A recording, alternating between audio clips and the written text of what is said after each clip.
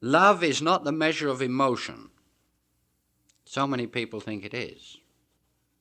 This vague, kind of oily, gooey sentimentality that some people express, they take that for L-O-V-E. That isn't it. That isn't it at all. That is not it, my friends. It's a dynamic energy.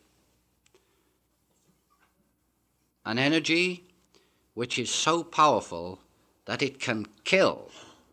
An energy which is so powerful that it can transmute.